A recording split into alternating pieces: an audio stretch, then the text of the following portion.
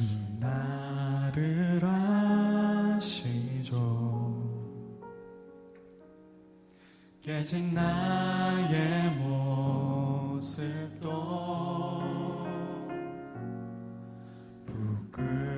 부끄러움 속에 나갈 수 없어요. 늘 같은 자리에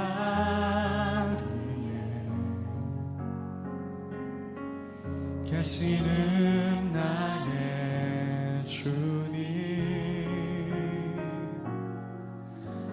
이제 다 괜찮아. 주가 말씀하시네.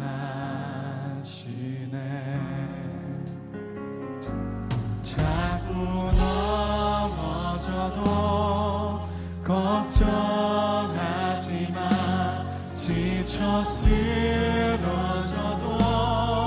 슬퍼하지 마.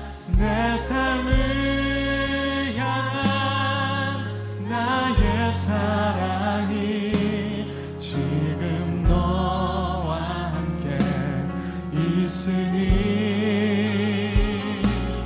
막막한 시간 속 아파할 때도 조각난 내 삶이 초라할 때도 괜찮아. 내가 여기 있으니 조금 힘들어도 괜찮아. 괜찮지 않아도 괜찮아.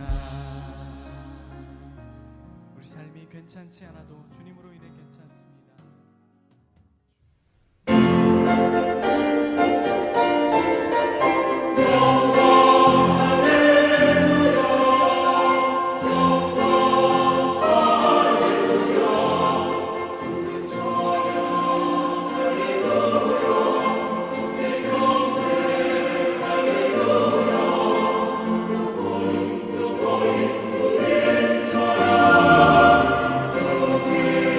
주님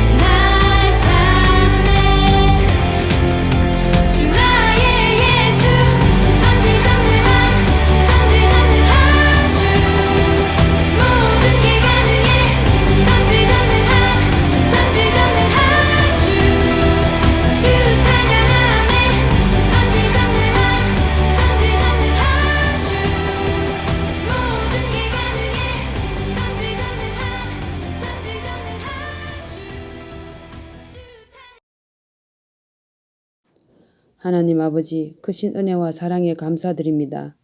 지난 시간 주님의 자녀로 살지 못한 것 회개합니다. 주님을 순종하며 살아가게 인도하옵소서. 코로나로 온 나라가 고통받고 있는 가운데 예배당에 나가지 못하고 가정에서 영상 예배를 드립니다. 저희들을 불쌍히 여겨주시고 코로나로부터 보호하여 주옵소서. 더 이상 코로나가 온 나라에 확산되지 않게 주님 지켜주옵소서. 영상 예배를 통하여 전도사님 말씀이 소년부 친구들에게 믿음을 바로 서게 하시고 더욱 하나님을 알게 하옵소서. 사순절 기간입니다. 예수님의 십자가 고난을 묵상하며 말씀과 기도로 더욱더 경건하게 생활할 수 있도록 인도해 주세요. 이 어려운 환경 가운데서 주님 저희와 동행하시어 넘치는 은혜와 사랑 주옵소서. 주님 사랑합니다. 예수님 이름으로 기도드립니다. 아멘.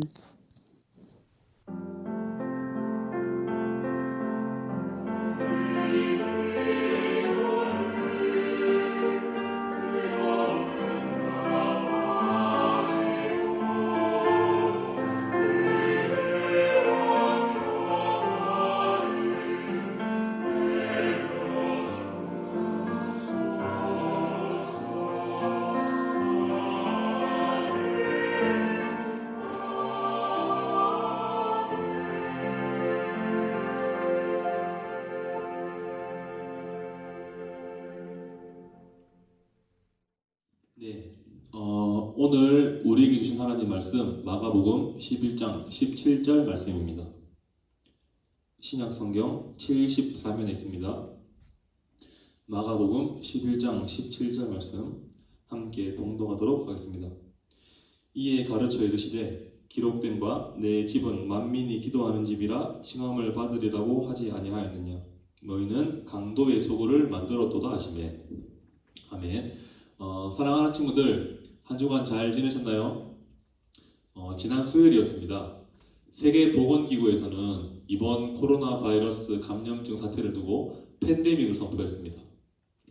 이 세계보건기구에서는 어떠한 감염병이 유행하기 시작한다면 이 감염병이 얼마나 위험한지 등급을 나누고 그 등급에 맞는 경보 단계를 발령하게 돼요. 그런데 팬데믹은 가장 위험한 상황일 때 선포하는 단계예요. 지금 이 코로나 바이러스와의 전쟁이 전 세계적으로 확산되었고 우리 앞에 놓인 이 싸움이 너무나 힘들고 어려운 싸움이라는 것을 의미하는 것입니다. 그런데 저는 지난주에 이러한 글을 보았습니다. 코로나의 치사율은 1%이지만 죄의 사망 확률은 100%입니다. 코로나 바이러스보다 이 죄의 문제가 더욱더 심각하다는 것을 의미하는 것이에요. 우리들이 지금 이 코로나 바이러스와 싸우고 있고 이 팬데믹이 선포된 것처럼 우리의 이 영적인 바이러스, 우리의 신앙의 바이러스, 나와 하나님 사이를 가로막고 멀어지게 하는 이 죄의 바이러스에도 지금 팬데믹이 선포되었다는 것입니다. 이 코로나 바이러스에 집중하고 우리가 조심하는 것 굉장히 중요한 문제예요. 하지만 우리가 이 문제에만 너무 집중해서는 결코 안 됩니다. 오늘 우리는 우리 삶에 찾아온 또 다른 바이러스, 이 영적인 바이러스, 나와 하나님과의 관계를 가로막고 있는 이 죄의 바이러스에도 조금 관심을 가질 필요가 있어요. 그렇다면 하나님과 나 사이를 멀어지게 하는 이 죄의 바이러스를 이기기 위해서 친구들은 무엇을 해야 될까요? 이번 한 주의 삶은 친구들이 그러한 것이 어떤 것이 있는지 한번 곰곰이 생각해보고 하나님께로 조금 더 나아가는 나의 삶을 조금 더 거룩하고 변화된 모습으로 하나님께 올려드리는 그러한 삶을 살아가기를 간절히 소망합니다. 그렇게 하여서 우리 코로나 바이러스를 이길 뿐만 아니라 우리 삶에 찾아온 이 죄의 문제, 영적인 바이러스도 힘차게 이겨내는 그러한 친구들의 귀한 삶이 될 수 있기를 간절히 소망합니다. 네, 오늘은 내 방에 찾아온 불청객이라는 제목으로 친구들과 함께 하나님 말씀을 나눠보도록 하겠습니다. 내 방에 찾아온 불청객이라는 제목이에요. 자, 우리 지금부터 내 방을 한번 떠올려볼 거예요. 친구들 방을 한번 떠올려봅시다. 내 손길이 묻어있고 내가 가장 사랑하고 아끼는 공간인 나의 방에 어느 날 친구들 몰래 불청객이 찾았다고 한번 생각해 보세요. 그래서 친구들 책상 위에 있는 책을 막 여기저기 다 던져버리고 이불을 발로 뻥 걷어 차버리고 창문을 막 다 깨어 부수고 쓰레기통에 있는 쓰레기를 여기저기 막 흐트리고 다 던져버렸다고 한번 생각해 보세요. 친구들 이제 방문을 열고 친구들 방으로 들어갔을 때 어떤 기분이 들 것 같나요? 아니 이게 지금 무슨 상황인가? 황당하기도 하고 화가 나기도 하고 도대체 누가 이런 못된 행동을 한 것인지 생각하기도 하고 빨리 범인을 찾아서 혼내줘야 되겠다 이런 생각이 들 것도 같아요. 자, 그런데 오늘 이 본문 말씀에도 이런 것처럼 이런 이야기와 아주 비슷한 이야기가 등장합니다. 어떤 이야기인지 지금부터 친구들과 한번 나눠보도록 할게요. 자, 어느 날 예수님께서는 사랑하는 제자들과 예루살렘에 있는 성전으로 향하십니다. 자, 친구들, 성전이 무엇을 하는 곳인가요? 이 성전이 무엇을 하는 곳이고 성전이 어떤 곳인지 정확하게 나와 있는 이 구약 성경의 말씀이 있어요. 바로 솔로몬의 기도와 하나님의 응답의 내용이에요. 제가 소개해 드릴게요. 자, 이 구약 시대의 솔로몬 왕은 성전을 건축하게 됩니다. 그래서 이 성전 건축 공사를 다 끝내고 이 솔로몬 왕은 하나님께 기도합니다. 하나님, 우리가 성전 건축 공사를 다 마쳤습니다. 이제부터 저와 이 많은 이스라엘 백성들은 하나님의 성전에서 하나님께 기도할 거예요. 그런데 우리가 하나님께 기도 드릴 때 심지어 이방인이 하나님을 믿지 않는 사람이 성전에서 하나님께 기도한다고 할지라도 하나님께서는 성전에서 하나님께 드리는 그 기도의 내용을 들으시고 우리 이스라엘의 위기가 처했을 때 하나님의 능하신 손으로 우리를 구원해 주세요 하는 기도의 내용이었어요. 쉽게 말해서 성전에서 하나님께 드리는 그 기도의 내용에 응답해 달라는 내용이었습니다. 이제 하나님께서는 이 솔로몬의 기도를 들으시고 응답하십니다. 열왕기상 9장 3절 말씀입니다. 한번 읽어봅시다. 시작.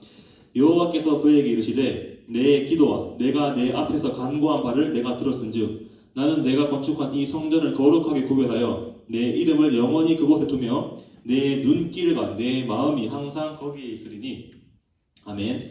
하나님께서는 이 솔로몬의 기도를 들으시고 이 성전을 하나님께서 거하시는 거룩한 곳으로 구별하시겠다 말씀하셨어요. 그리고 하나님의 이름과 눈길과 마음을 항상 그곳에 두시겠다 말씀하셨습니다. 사랑하는 친구들, 성전은 하나님께 기도하는 곳이고 성전은 하나님을 예배하는 곳입니다. 성전은 하나님의 이름과 눈길과 마음이 항상 거하시는 하나님 그 자체인 것입니다. 성전은 단순히 건물만 의미하는 것이 아니에요. 성전은 하나님을 만나는 장소입니다. 자, 그런데 제자들과 함께 예루살렘 성전에 도착하신 예수님께서는 이 귀하고 거룩한 하나님의 성전에서 수많은 사람들이 엉뚱하고 황당한 일을 저지르고 있는 것을 목격하시게 돼요. 무슨 일인지 두 가지가 있거든요. 우리 한번 살펴보도록 하겠습니다. 자, 첫 번째입니다. 우리는 작년 이 구약 말씀을 배울 때 나눠 보았습니다. 혹시 기억나는 친구가 있을지 모르겠어요. 우리가 죄사함을 얻기 위해서 하나님을 예배하기 위해서 무엇이 필요했나요? 흠이 없는 짐승이 필요했습니다. 그래서 이 흠이 없는 짐승을 하나님께로 드리는 이 제사의 과정, 예배의 과정을 통해 이 흠이 없는 짐승의 흠이 없음은 나의 것이 되고 내가 가지고 있는 이 죄는 흠이 없는 짐승에게로 전가되는 이러한 하나님의 이러한 예배의 과정을 통하여서 우리는 하나님의 은혜로 죄사함의 은혜를 누릴 수가 있었습니다. 자, 이 예배를 드리기 위해서는 반드시 흠이 없는 짐승이 필요했고 가장 중요한 것, 성전에서 제사를 드려야만 됐어요. 죄사함의 은혜를 누리기 위해서는 우리가 하나님을 예배하기 위해서는 하나님의 성전에서 하나님을 예배해야 되고 준비물로 흠이 없는 짐승이 필요했던 것입니다. 자, 그런데 중요한 것은요, 당시에 이스라엘의 성전은 오직 예루살렘 한 군데밖에 없었어요. 그럼 이스라엘에 살고 있는 그 수많은 사람들은 이 죄사함의 은혜, 하나님께 예배하는 삶을 살아가기 위해서는 어디로 향해야 될까요? 무조건 예루살렘으로 와야만 됐어요. 왜냐? 예루살렘에만 성전이 있었기 때문이에요. 지금은 우리 친구들 집 근처에 수많은 교회가 있어서 우리들이 당시의 사람들보다는 보다 더 편한 방법으로 하나님을 예배하는 삶을 살아갈 수가 있지만 당시에는 성전 예루살렘 한 군데밖에 없었기 때문에 수많은 사람들은 반드시 예루살렘 성전으로 와야만 했습니다. 차를 타고 왔을까요? 당연히 걸어서 왔겠죠. 짐승을 타고 왔겠죠. 너무도 힘들고 어려운 길이었어요. 그리고 흠이 없는 짐승을 끌고 와야만 됐습니다. 수십 킬로미터, 수백 킬로미터 그 멀고 험난한 길을 이 사람들은 하나님을 예배하기 위해 묵묵히 걸어갔던 것입니다. 그런데 우리의 인생은, 우리의 삶은 항상 예상대로 진행되지 않아요. 내가 지금 끌고 가고 있는 이 짐승이, 흠이 없는 짐승이 건강한 상태로 예루살렘 성전에 도착해주면 너무나도 좋을 것 같은데 중간에 이 짐승이 힘이 없어서 쓰러진다든지 죽게 되는 경우가 발생하게 됩니다. 그러면 이 사람들은 어떻게 해야 될까요? 다시 나의 집으로 돌아가서 흠이 없는 짐승을 이끌고 다시 성전으로 와야 될까요? 이것은 너무나도 힘들고 어려운 일이에요. 그래서 당시에 이 예루살렘 성전 근처에는 이러한 사람들을 위해서 흠이 없는 짐승을 사고 파는 그러한 장사꾼들로 넘쳐났습니다. 성전 주변에는 제사에 필요한 짐승을 사고 파는 사람들로 넘쳐났던 것입니다. 성전에서 하나님께 기도하고 하나님을 예배하는 것보다 짐승을 사고 파는 이 돈 거래가 더욱더 활발하게 이루어졌던 것이에요. 예루살렘 성전을 찾아오신 예수님께서는 이러한 수많은 사람들의 어리석은 모습을 보시고 마음 아프셨고 화가 나셨어요. 자, 그리고 두 번째로 예수님께서 화가 나신 사건입니다. 자, 당시에 25세부터 50세까지의 모든 유대인 남자들은 매년 성전에 세금을 내어야만 됐습니다. 이것은 규칙으로 정해져 있었어요. 성전세로 불리는 것인데 반드시 이 성전세는 세겔이라는 화폐 단위로 들어야만 됐습니다. 반세겔, 2분의 1 세겔, 세겔로 들어야만 됐어요. 지금도 기억하세요. 성전세는 세겔로 들어야 됩니다. 자, 미국, 캐나다, 한국 사람들이 모두 다른 화폐를 사용하는 것처럼 당시에 많은 사람들도 자신의 나라에 맞는 화폐를 사용했습니다. 자, 그런데 제가 지난주에 알려드렸죠. 당시 이스라엘 사람들은 로마라는 나라의 지배를 받고 있었기 때문에 이스라엘 사람들은 자신의 화폐가 아니고 로마 사람들의 화폐를 사용해야만 됐습니다. 성전세인 세겔은 이스라엘 사람들이 사용하는 화폐 개념이에요. 그런데 이 사람들은 로마라는 나라의 지배를 받고 있었기 때문에 세겔을 사용하지 못하고 로마라는 나라 사람들이 사용했던 이 드라크마라는 화폐를 사용해야만 했습니다. 그래서 당시에 이 이스라엘 사람들은 세겔보다는 이 주머니 속에 드라크마를 많이 가지고 있었겠죠. 자, 그런데 제가 이 성전세는 무엇으로 들어야 된다고 말씀드렸죠? 이스라엘 사람들이 많이 가지고 있는 이 드라크마가 아니고 세겔로 들어야만 했습니다. 이스라엘 사람들의 화폐 개념인 세겔로 들어야만 했어요. 성전세는 이방인의 돈, 이 드라크마는 부정한 돈이어서 거룩한 성전에는 사용하면 안 되고 하나님께서도 받지 않으신다는 그들이 정한 이유 때문이었습니다. 그래서 당시에 이 성전 주변에는 드라크마를 세겔로 바꾸어주는, 돈을 바꾸어주는 수많은 사람들로 넘쳐났던 것입니다. 이 사람들이 공짜로 돈을 바꿔주었을까요? 당연히 돈을 받고 돈을 바꿔주었겠죠. 그래서 당시에는 이렇게 돈을 바꾸기 위해서 수많은 돈 거래가 아주 활발하게 이루어졌습니다. 성전에서 하나님을 예배하는 것이 아니고 성전을 그저 돈벌이의 수단으로 여기는 사람들, 짐승을 사고 파는 수많은 사람들, 돈을 바꿔주고 돈을 받는 그러한 수많은 사람들로 가득하였던 것입니다. 당시에 이 성전에 있던 사람들은 내 방에 찾아온 불청객처럼 하나님의 집을 찾아온, 또 하나님의 집에 찾아가서 내 방을 어지럽히는 그러한 불청객과 같은 모습으로 하나님의 마음을 아프게 하는 사람들이었어요. 자, 예수님께서는 이러한 수많은 사람들의 어리석은 행동을 보시고 화가 나셔서 이렇게 말씀하십니다. 오늘 우리가 읽은 본문 말씀이에요. 마가복음 11장 17절 말씀 한번 더 읽어봅시다. 시작. 이에 가르쳐 이르시되 기록된 바 내 집은 만민이 기도하는 집이라 칭함을 받으리라고 하지 아니하였느냐. 너희는 강도의 소굴을 만들었도다. 자, 이 기도하는 곳인 하나님의 성전을 너희는 돈거래의 수단으로 여기는 이러한 강도의 소굴로 만들었다. 예수님께서는 지금 강하게 책망하고 강하게 꾸짖고 계신 것입니다. 사랑하는 친구들, 성전은 기도하는 곳입니다. 성전은 하나님을 만나는 곳입니다. 이 성전 속에는 하나님의 이름, 하나님의 얼굴, 하나님의 눈길, 하나님의 손길이 거하고 있는 너무나도 귀하고 복된 장소입니다. 그렇기 때문에 친구들이 이 교회, 이 대구 월배 교회를 소중히 여기고 사랑해야 되는 이유가 바로 여기에 있습니다. 하나님께서 이 성전, 교회에 거하시기 때문입니다. 자, 그런데 이 하나님께서는 교회에만 거하고 계신 것일까요? 오늘 이 교회만 성전이라고 하나님께서 말씀하실까요? 우리가 고린도전서 3장 16절의 말씀을 한번 읽어볼 필요가 있습니다. 고린도전서 3장 16절입니다. 너희는 너희가 하나님의 성전인 것과 하나님의 성령이 너희 안에 계시는 것을 알지 못하느냐. 아멘. 자, 우리는 지금까지 이 교회만 하나님의 성전인지 알고 있었는데 오늘 고린도전서 3장 16절의 말씀은 교회뿐만 아니고 우리의 몸과 우리의 마음도 성령님께서 거하시는 하나님의 성전이라고 말씀하고 계세요.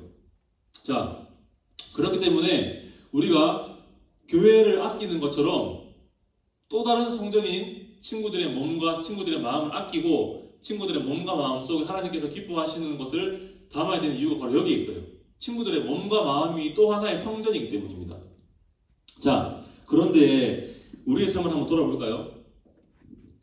하나님의 성전과도 같은 친구들의 이 마음 속에 하나님보다 세상의 것을 가득 담고 살아간다면 오늘 친구들은 친구들의 방에 찾아와 친구들의 방을 어지럽혀뜨리는 그런 불청객과 같이 하나님의 집에 찾아가 하나님의 집을 어지럽히는 그러한 못된 불청객과 같은 삶을 살아가는 것입니다.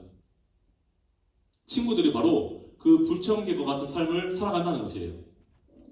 자, 우리 지금 소년부에서 성경 통독을 진행하고 있습니다. 매주 친구들에게 너무나도 자세하게 범위를 알려주고 함께 하자고 이렇게 독려하면서 말씀 묵상을 권장하고 있는데 지금 이렇게 범위에 맞게 지금까지 하나님의 말씀을 꾸준히 읽고 있는 친구가 있다면 혹시 한번 손들어 보시겠어요? 친구들이 말씀 묵상을 멀리 한다면 내 마음속에 하나님의 말씀을 담기 멀리 한다면 오늘 친구들은 예수님의 방을 어지럽히는 불청객과 같은 삶을 살아가는 것입니다. 또 매일매일 삶에 최선을 다하지 않고 친구들의 본분인 학업은 멀리하고 매일 유튜브에 빠져서 게임에 빠져서 세상 노래, 연예인, 이 TV 프로그램에 빠져서 살아가는 친구들의 모습이 있다면 친구들은 이 예수님의 방을 어지럽히는 불청객과 같은 사람이 되는 것입니다. 예수님의 말씀에 불순종하는 삶을 살아간다면 오늘 친구들이 바로 그 방을 어지럽히는 불청객이 되는 것입니다. 로마서 12장 1절은 이렇게 말씀합니다. 우리 한번 읽어봅시다. 로마서 12장 1절. 그러므로 형제들아 내가 하나님의 모든 자비하심으로 너희를 권하노니 너희 몸을 하나님이 기뻐하시는 거룩한 산 제물로 드리라. 이는 너희가 드릴 영적 예배니라. 아멘. 오늘 이 말씀은 친구들의 몸과 마음을 하나님께서 받으시기에 흠이 없는 거룩한 산 제물로 드리라 말씀하고 있습니다. 제물은 흠이 없어야 합니다. 친구들이 하나님께서 기뻐하시는 거룩한 산 제물이 되기 위해서는 친구들의 삶에 어떠한 흠집이 하나라도 있어서는 결코 안 돼요. 친구들의 마음속에 세상의 것을 담기보다는 하나님의 말씀과 하나님의 사랑과 하나님의 온전한 마음을 담기 위해 우리는 노력하는 삶을 살아가야 합니다. 하나님의 성전 우리의 마음속에 거룩하고 깨끗하고 선한 것을 담아야 된다는 것입니다. 자, 오늘 우리는 특별히 사순절을 보내고 있습니다. 이제 하루하루 예수님의 십자가 길이 다가오고 있습니다. 오늘 예수님께서는 친구들을 위해서 십자가를 선택하셨어요. 친구들의 이 죄의 문제를 해결하기 위해서 예수님께서 직접 흠이 없는 제물이 되신 것입니다. 예수님께서는 친구들을 이렇게 사랑하시는데 오늘 친구들은 어떠한 삶을 살아가야 될까요? 우리들은 세상의 즐거움을 택하는 것이 아니고 하나님을 향한 사랑, 하나님을 향한 간절함을 우리의 마음속에 차곡차곡 쌓아두어야 됩니다. 사랑하는 친구들, 우리 이 마음의 성전을 잘 가꾸어서 예수님의 방에 찾아와 방을 이리저리 어지럽히는 불청객이 아니고 예수님의 방에 자녀의 신분으로 당당하게 찾아가서 정말 예수님의 기쁨이 되고 예수님의 소망이 되는 그러한 멋지고 귀한 인생 살아갈 수 있기를 간절히 소망합니다. 우리 오늘 이 하나님의 말씀을 붙잡고 하나님께서 기뻐하시는 그러한 귀하고 복된 삶을 누리는 친구들이 될 수 있기를 간절히 소망합니다. 네, 감사합니다. 기도하도록 하겠습니다. 아버지 하나님 감사합니다. 예수님께서는 만민이 기도하는 하나님의 성전에 찾아온 불청객들을 바라보시며 마음 아파하셨습니다. 하나님의 사랑을 깨닫지 못하고 어리석은 행동을 일삼으며 하나님보다 물질을 바라보며 살아가는 그들의 모습을 바라보시고 예수님께서는 눈물 지으셨습니다.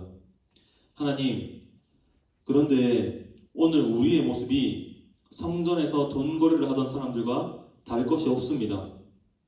예수님보다 세상의 즐거움을 선택한 것이 어제 그리고 오늘 나의 모습입니다. 내 방에 찾아온 불청객을 보며 기분 나빠하고 화를 낼 줄은 알았지만 내가 예수님 방에 찾아간 불청객이었다는 사실은 전혀 깨닫지 못했습니다. 사랑의 하나님, 이 시간 하나님의 거룩한 말씀을 붙잡고 변화되기 원합니다. 내 모습이 하나님께서 기뻐하시는 흠없는 산재물과도 같은 귀한 모습이 되기 원합니다. 주님, 우리와 함께 해주세요. 예수님을 마음속에 가득 담고 살아가는 나의 인생이 될 수 있도록 붙잡아 주세요. 예수님 이름으로 기도드립니다. 아멘. 네, 우리 주기도문 드리고 예배를 마치도록 하겠습니다.